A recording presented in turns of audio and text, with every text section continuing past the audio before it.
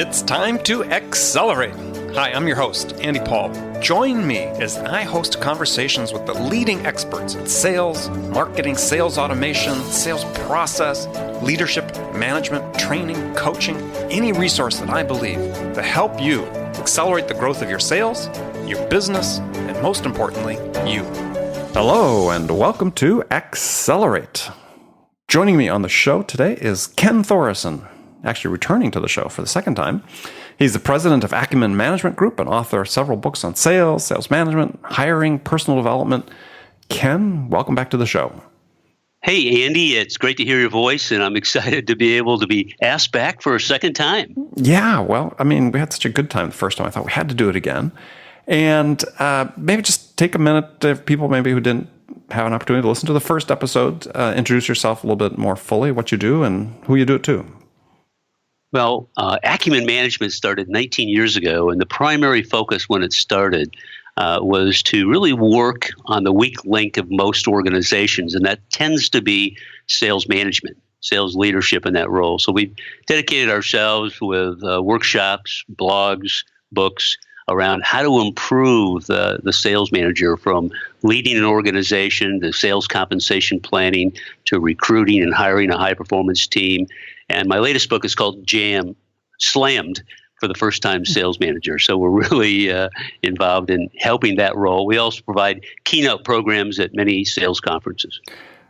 Yeah, so it's interesting. You talk about your most recent book, Slammed, and it's a topic that there has been sort of this influx of books over the last year or so about sales managers. I mean, you've got Dave Brock just came out with his Sales Manager Survival Guide. You've got Slammed, Mike Weinberg with his Sales Management Simplified, all sort of geared for, in large part, for that new sales manager. So what were you seeing that said, okay, this is really a need that needs to be addressed? Well, after seeing hundreds of these people throughout the world on what happens, and I get called into a situation and the sales manager that they'd hired is not working as well as they want. So they had me come in and diagnose. And generally what we saw was that they were promoted from a salesperson's role without with any kind of management training, let alone sales management training. And what they ended up doing was wanting to serve the salespeople, solve problems. And it's a classic role of the sales manager having to serve salespeople, help achieve revenue, but they're a middle manager because they have to interface with their peer managers and also report to the president or board of directors. So all of a sudden they have 100 different things going on, and their to-do list gets 2.5 pages long, and they just can't get anything done, and they get slammed after about 4 months to 6 months because they're spinning their wheels. They haven't set priorities. They haven't understood leadership versus management. They haven't understand sales management systems to make and leverage their time. And they really fail to plan their own business plan and sales plan for themselves. Mm-hmm. And so they're on a treadmill. And that's why a lot of people fail, and why we've frankly been highly successful over the last 19 years of addressing that issue. As a vice president of sales, I saw that happen. And that's one of the reasons I started my company. There's a lot of people providing quality sales training, which is great. But there was not a focus around really training that sales manager on the 5 styles of leadership, the 5 styles of management, how to coach, how to run a Monday morning sales meeting, how to build a quarterly sales training program for their salespeople. So all of the systems were missing in a lot of organizations. All right. So if you had to summarize, what is the single sort of biggest challenge facing a sales manager today? What is it? Their inability to build a formula or a process. In order to replicate and be successful, a new sales manager or any sales manager has to think about, how do I make life easy for my salespeople, but also for myself, so I can focus on execution. My tagline for my company is building organizations through the execution of strategic sales management. I like to use the example of Subway sandwich. When you walk into Subway, they go 6 inch or 12. And then they walk you through that production line of putting on the spinach, the cheese, the sauce, the meat, and sell you a chocolate chip cookie at the end. They are a fine-tuned organization focused on execution.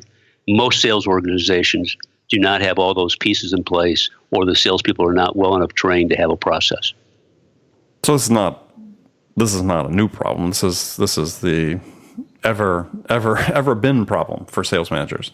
Yeah, I mean, there's nothing new in any of that. It's a matter of the sales manager not being exposed to other organizations who run really well because they've grown up in an organization that this is how we do it, and they haven't been exposed to how professional sales managers do sales planning, how they manage and hold accountable their salespeople, what kind of discipline they need to build. I use a quote from happened to be the coach from the University of Tennessee, who said most players do not show up and perform at 100 to 110% every day. It's the coach's job to build the right level of intensity. So there's the emotional side of sales management as well as the process side of sales management. Let's talk about the emotional side for a second before I hop into our main topic of conversation. Is what's and I certainly understand in football you come to practice, there's a certain amount of rah-rah and so on. What's the sales manager do to set the right emotional tone for the team? Interesting. I spoke about this recently at a keynote event up in Chicago, and what we were really talking about is sales manager making sure that they can, and I use the phrase, align the soul of the individual with the goal of the corporation. And what I mean by that is to make sure that there's a belief system that the salespeople believe in the company, believe in the product or service, and believe in how they can impact their clients through that. So there's issues around how do I build belief? How do I build excitement? And the classic line is if it isn't fun, it isn't selling. Too many times sales managers, especially new ones, get caught up in tracking activity, trying to build something and run around all day trying to close deals. Well, it's not the sales manager's job to make quota, it's the salesperson's job. The sales manager's job is to hire the right people, create the energy, intensity, emotional belief, and have them well trained to be able to execute on the business plan. And so the sales manager needs to think about what I call tribal stories, where they tell all the salespeople about how good the company is, when we saved our client, when we did this issue. I like to bring in once a quarter, I recommend that you bring in a client to a sales meeting or a company meeting with all the employees, depending on the size of the organization, and have that client testify to how good the product or service was from the company. So people get to hear it, believe it, and be able to energize with it. Most high-performing salespeople leave organizations when they lose faith in the organization. Mm-hmm. And too many times sales managers forget that I've got to make sure it's fun, I got to create the right level of emotion and belief, and I got to make sure there's high levels of energy. And you don't do that through taking a whip out and being very factory-oriented. You've got to get people wanting to come to work, having the right intensity to work opportunities smarter, and to be able to excel and do the things that most salespeople don't do. Okay.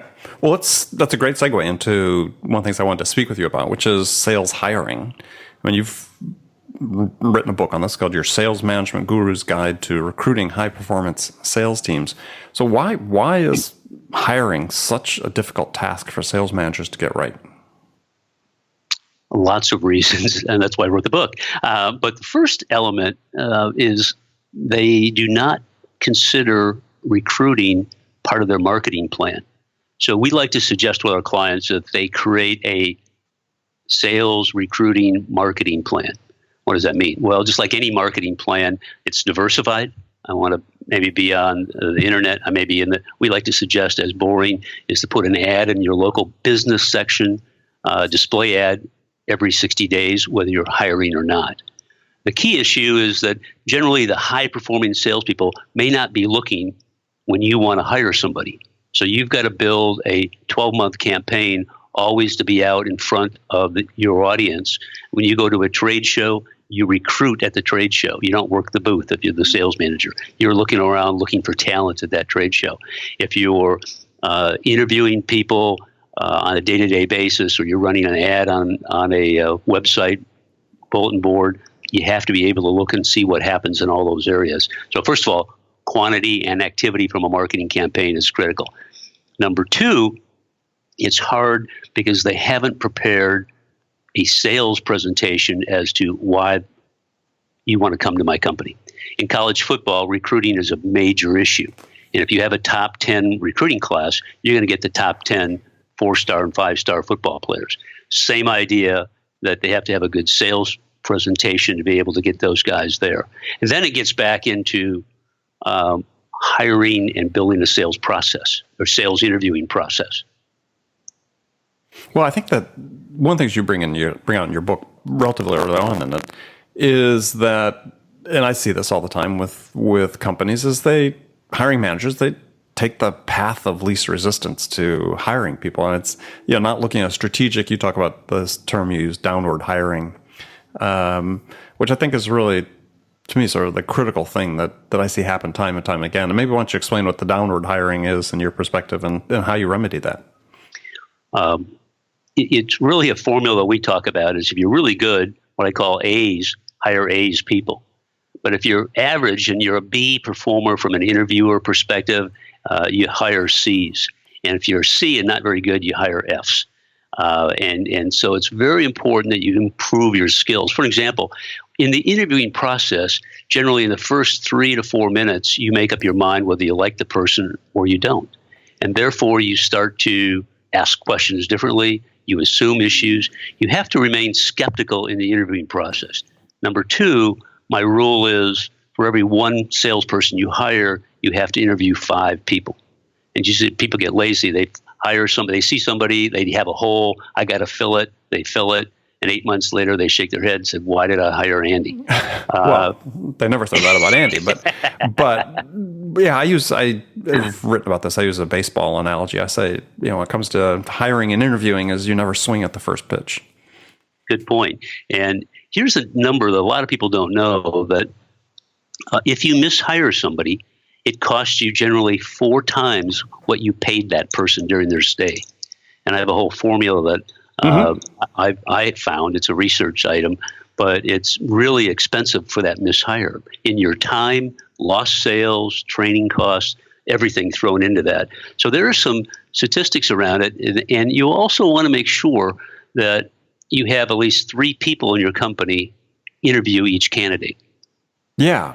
Well, I mean, I wouldn't even take a step back because you have a fairly lengthy description about how to write a job description and job specifications, which I think is where a lot of the problem starts for sales managers, because if they're shortcutting that as part of the process, obviously they're going to shortcut other things. But it seems to me like one of the real issues in sales hiring these days is lack of alignment with the needs of the customer, meaning that when people put together job descriptions, they put together ads or marketing materials and so on, is we're still relying on these outdated, stereotyped characteristics of behaviors. We're a hunter, closer, the aggressive types, and these outgoing, which have nothing to do with the performance of the job. Yeah, and I think it's important to really, that's why I actually added the job description idea, or what I call salesperson expectations, so that there's a clear understanding of what you want that salesperson to do, what type of clients or prospects are they calling on, what they need to have from a previous work experience, what they need from a style perspective. For example, in a company I ran from a sales management perspective, we were a vertically aligned company. We had people who sold into credit unions. We had people who sold medical solutions and people who sold construction and distribution kind of elements. In our analysis, the top 10 performing salespeople in each of those markets had a different personality style, a different sales style. But we could see a commonality between the top 10 in each of those segments. So as we started looking for more salespeople in those individual segments, we had a profile of what the potential ideal salesperson would be.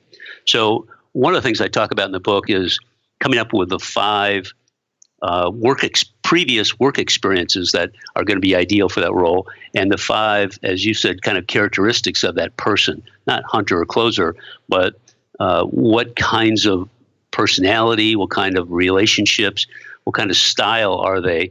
And with those 10 words fit into what I call the interview scorecard.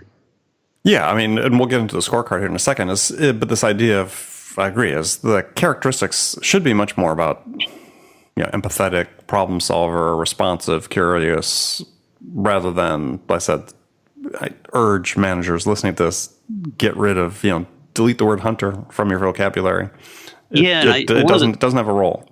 I agree with you, and I think it's critical, and that's why you have to be very careful as a sales manager as to what sales assessment profiles, tests that you use. Some are certainly some are personality style, which give you some idea, but there are some really good tools out there that talk about can this person sell? And is this the type of person and profile we really want based upon some of the things you're talking about? I don't sell them, so I'm being very independent when I say that. But if you're not using some of those kinds of tools, you can't see below the surface of the individual or look inside. All right. Well, let's get back to that here in a second. I just want to finish up talking about, you talk about 4 steps to build the right profile. And you talked about experiences, characteristics, but you said you want to also crowdsource this to some degree too. And I think this is a really important point for managers, is to say, it's not just about what you think, but you talk about making sure you ask other senior management, you ask people in the sales team, you can even ask customers. Yeah, I think absolutely, one of the recommendations we make for a lot of our clients based on what their issues are is to create a customer advisory council where we meet with 5 to 6 clients at least 3 to 5 times a year. And in those meetings, we discuss everything from marketing strategies, trends within the industry, ideas of what they like in their best salespeople, the salespeople who call on them, what they expect from salespeople. Get some real world utilization of what's working. The second thing that we really push a lot, and depending upon the marketplace that the client is in, is to talk to their fellow business people that they know in their industry. I happen to be up in a client's office today that's in a large distribution channel with resellers all over the world, but all over the U.S. And we really suggest when you're in that kind of environment is to you pick up the phone when you go to a national conference, buttonhole 5, 6 other people who sell similar products and services you are that are non-competitive, and ask them about what they're using, what characteristics are they seeing in their top salespeople, and be able to find out how other people do it. Don't try to reinvent the wheel yourself. Look and find out from other people what they like, what they found to be successful, so you can build that ideal salesperson profile. Yeah, and I use the word crowdsource. I mean, I think it's there's the wisdom of having more than one input into that. And too often sales managers say, oh yeah, this is what we need. This is what we've hired in the past. We're just going to go down this path again. And that'd be a real mistake. Especially, as you said, given the price is 4 times, I've seen statistics 7 times the cost of the annual salary, what you paid somebody with a mistake in hiring. I mean, you can't really afford to make casual mistakes these days in this process. Especially with the hard problem of finding salespeople. It's the number one problem in the business today is recruiting effectively, and then more importantly, and we'll talk later about onboarding, but that's a real critical success factor. Let's dig into that for a second, though. Is one of the issues, perhaps, and one of the problems is that we're looking too narrowly. I mean, when the companies are recruiting, is they're looking just at salespeople. I mean, I work with a lot of companies in the technology field. I encourage them to look at engineers, look at software developers, look at other people that have some expertise that relates to what they do as potential candidates to bring into their sales team. Yeah, I don't disagree with that at all. I think the issue that you have to look at is, and from a broad-based audience, what is the product or service you're representing? How complex it is? Who are the type of people you have to try to influence? Is it a CEO sale, or is it a middle manager sale, or is it a production manager kind of sale? And then, so you start to identify your audience and what the people need to know. But then it's important to understand the individuals you're talking to. One of the best salespeople I knew was an accounting major. And he came out of college with an accounting degree. And he was outstanding. Pretty much a pretty quiet person, not the effervescent, glowing salesperson you think about. Highly effective because he understood what the market was, he could communicate well, and he had a drive for success. So I don't have a problem looking out. The second issue that you have to think about, depending upon the size of your organization, can you afford to train that person, to get that person up to speed? Do you have the resources to train that person? And so it's based on the size of the company, resources you have to get that person on board, up to speed, and successful in a time frame that you can afford. Mm-hmm. Well, I think it's trade-offs, right? I mean, you can hire a sales professional that maybe has no domain expertise, and you're going to have to train them in domain expertise. You may hire somebody with domain expertise but less sales experience. You might have to support them on the sales side. Yeah, is the ramp up different from one from the other? Yeah, there's a tendency to say, well, it's much longer ramp up if you're trying to teach somebody how to sell. And I'm not sure that's the case. That certainly has not been my experience. You're right. And that's why in some of the sales assessment tools that are available, and I use a variety based on the need. One I've used that, again, I don't represent it, but they ask this person 50 questions. And they say, out of these 4 answers, what's your number 1 best choice, your number 2 best choice? And they, based upon the knowledge base and experience of the assessment, they can validate whether this person has a chance to be a successful salesperson or not. And so there's ways to do that as well as during the interview process as well. All right, well, let's talk about the interview process because the assessments are part of that. Because, I think there's value in using assessments, but my experience has been that they're just a data point that you can't rely on them for the sort of the go no-go decision.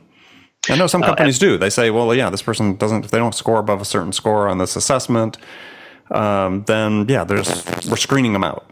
I understand that. I mean, there's certain time efficiency factor associated with that, but I'm a little leery about that. It's a sand wedge in your bag. It's one more club that you can use to improve the quality of your decision. So it's not a go or no-go issue in my mind at all. Over time, the most important part of the assessment, by the way, is when the person leaves due to not being successful, and you go back and read the assessment a second or third time, and you find out that Ken Thoreson was weak in an area that I missed during the interview. I missed it on the assessment, and every person we've hired is always weak in that area, so it becomes a red flag going forward. So it's one more tool. There are a lot of other ways to deal with that. In the book, we talk about having a case study where it's a sales scenario and you hand it to the salesperson and you say, read this 300-word case study and send me an email back on how you would respond if you were a salesperson. We're testing how creative they are. We're testing how articulate or how well they write, how detailed they may be, or too detailed, not enough detail, and how they would hand it. Those are little ideas that a lot of people don't use. Well, I think testing is absolutely essential, and more so than ever, given that it seems like it's it seems like it's easier for people to sort of misrepresent themselves these days, even though it's easier to check to see whether they have. But I think it's absolutely critical that if there's some vital skill that you've identified in your job specification, as you described it, or job description that someone needs to have is, as you alluded to earlier, as I talk about, is interview is no place for trust. It's to use the Reagan expression, you're gonna maybe trust but verify. Yeah, is you have to test. As you talk about, you give people the opportunity to do a presentation. I've been doing that for a long time, and I talk about example and something I've written about at a client where looking for a director of sales. One of the things the director of sales needed to do is, it was a relatively small organization, needed to be pretty self-sufficient, but it's also going to be out presenting to clients. So we would have when we did our first screen of candidates and they're coming in for the interview, is in that interview, we would put them in a conference room with a laptop and a data sheet and say, you've got 15 minutes, we're going to come back, give us a short, 2 to 3 minute pitch on this product. And it freaked 90% of the people out. Yeah, I think it's important. I tell you, if that person can't stand up and be able to dance that well, then depending upon your sale and who you're selling to, what your product and service is, you're going to find a weak link in that area somewhere. And I think that's an important element to have to see how well they can command an audience. Because as a sales manager, you're selling your sales team as much as you may be helping sell a prospect. And so commanding that audience, whoever that audience is a critical element. Normally, I'll do that towards the end where we have 2 candidates left for a sales manager, for an example, or a large executive type sale. And we want that to kind of help be a dividing factor. We also believe in testing in a social environment if your sale requires that. So we'll suggest that the president or maybe the president and a couple salespeople take the candidate out for lunch, breakfast, or socially, and just to see how they interact with each other, how they can command a conversation, how they relax or not relax, and be able to develop rapport. Yeah, well, this whole topic, and I think for people listening, if you're responsible for hiring, this word test is really critical. And we gave 3 examples of it. You talk about presentation, a case study, socially, I think is another great thing. You have to find out. You're investing all this time and money in this person, in this role. You have to find out whether they can do what you need to have done. Well, the things I like to say is hire slow, fire fast.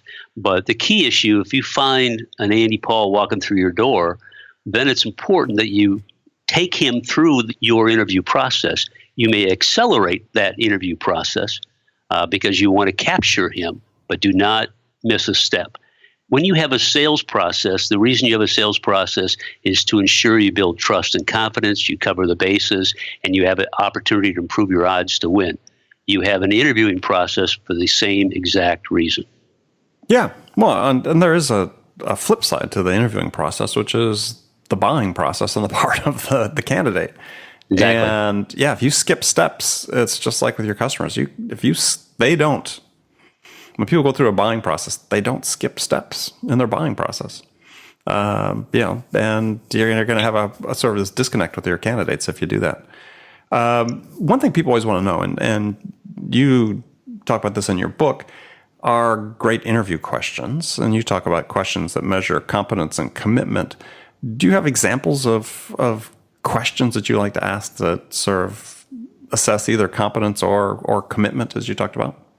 Oh, you're going to pick my brain now on those. That's great. Well, there's a lot of them, but one of the questions I like to suggest is that, Andy, we have 2 opportunities. We have an opportunity working with our existing customer base and upgrading and selling those individuals, or we have an opportunity to work a territory, building net new business. Which of those marketplaces do you feel you'd be most competent at? Obviously, I'm trying to test there because I'm looking for somebody net new. If they say I want to work with existing customers, that's a red flag, and I got to go further. Mm-hmm. Number 2, the question I like to ask is, well, Andy, do you have a lot of friends, a lot of good friends, or do you have just a few really good friends? Most hunters, as you use that word, they have very few friends. They are focused, and they also have a loyalty factor there, and they're not the effervescent person who wants to be liked by everybody but can't close anybody. So those are some of the things I kind of probe at. Now, I also talk about, sometimes I'll ask questions about commitment as far as how well and how do they keep up on their competition. Because the people who are really high performers know their competition. They study the competition. They'll know who the competitive salesperson might be. And they'll talk about how they study it and review the websites and understand the associations of the industries and how they stay up to speed. One of the last questions I ask them sometimes are, what was the last good sales book you read? And you'll find that top performers will stay on top of that. And they'll mention your book or they'll mention some other book. And that'll be a way that I also get a sense of whether they're really on top of it. True professionals are always learning. And I think that's an important element. Yeah, and I ask that same question, but I qualify it a little further. I say, what sales book have you read in the last 30 days? Good point. Because if they read it 2 years ago, not as impressive as if they read it 30 days. Because I want to find people that are coming to an organization that, they're reading a book a month. That'd be fine. Mm-hmm. Now, in my own personal life, I read a fun book, a business book, a fun book, a business book. Like you said, there's been a lot of books coming out this year, and I've been doing book reviews on my blog on a lot of them just to keep people up to date on what I find are really quality books. And I think it's important that you read that. In fact, one of the recommendations I make a lot to our clients, and I just did it this morning here where I am today, is that they start a book club. So twice a year, they buy one book for all their salespeople, and they spend 15 minutes every Monday morning, if that's when they have their sales meeting, discussing 2 chapters in that book. And it's a way for them to really continue to enhance the quality of their salespeople. Well, one thing, and that's a great thing to do, and I've got some clients that we're going a step further in that we're doing book clubs, but they are basically a book a month. And what the client has committed to do, because this is one of my bugaboos, is, we want people to continually be learning, but we want them to do it on their own time, is they're dedicating 15 minutes a day for people to read. Oh, wow. During the workday, 15 minutes. Wow. And, they've gone through, this year, 10 books. They're going to actually go through 11, not 12. But, and some pretty, deep books, but all about sales marketing, customer decision-making, so on. And the cost of doing that compared to hiring a trainer to come in for a day, it's less than the cost of hiring a trainer to come in for a day. And you get the reinforcement opportunity built in, and that's part of where a salesperson said, "Wow, this company is investing in me," and that's part of that belief issue of saying, "Hey, this is a pretty good place to work." Absolutely, and you just think about just the sheer value compared to a 2-day training session versus being exposed to high quality material over the course of a year at a level of depth. They're going to take away so much more from that than they would from the training. That I'm having a number of clients make that trade-off. So Ken, the last segment of the show, we've got some standard questions to ask all my guests. And actually, just a number of sort of rapid-fire questions for you. We'll spare you the hypothetical scenario that you asked the answer at the last time. So, it's ironically, this is a question that sort of came up before. The first one is, in your mind, is it easier to teach a technical non-salesperson how to sell, or to teach a salesperson how to sell a technical product? Well, since it's a political year, I might say it depends. If you honestly, it's easier if the technical person has the aptitude to teach that person, in my mind, because depending upon the technology and how technical your product is, obviously got to qualify that. Assuming you have a technical complex sale, if that person has the aptitude, you can do that. For an example, early on, I had a person who was working with us. He was a technical person. He wanted to move into sales. And we said, okay, we're going to test you, but if you don't make it, you'll be let go. There's not a fallback position in the technical world. Mm-hmm. And while I liked the guy, he had a great relationship. He was perfect for demoing products, and that's why he thought he could sell. But he didn't have the aptitude to go out and talk to people, to work a deal, to ask for the order, to move it through the sales cycle. So I go back to the aptitude and the assessment and the test. Do they have the fire? Do they have the initiative to make that happen? If I have a complex product, it's easier for them to understand it because they come from a background of understanding how the product works, but also what it does for the client. Mm-hmm. And therefore they can relate to the benefits and issues. But if they don't have the initiative to prospect or to think through how to work an opportunity, I would go that way. Okay. Good answer. So next question. And I guess since you said you do a alternate fun book, business book, so what's one literary book that every salesperson should read? One literary book. Oh, that's a great question. Wow. I'm trying to think of what. I read The Light Shineth Bar, I think it is. I think that's the name of it. Just finished it this summer. And it's about World War One. And it talks about how these people worked, survived, and had a will to live. And it talked about the will to succeed, the will to live. And that's just off the top of my head. That really struck me, is how these people had to fight, work, and were devastated in many areas, but they survived. And took place in Europe, then, I take it? It took place in Europe. So The Light Shineth. I think that's what it's called. I'm looking it up as I mean, that's a good one. I was just thinking through all the ones I've read in the last year. So the light shineth in darkness? That may be it. That might be it, yes. Yes, because the girl was blind. And she was one of the heroines in the book. Okay. All right. Next question then. So if there's one thing that you could change about your business self, what would it be? My business self. Patience. In that I tend to like to move things along. I like to be able to execute faster. And I have to wait sometimes for change to occur with my clients because they can't absorb or execute the 25 things they need to fix.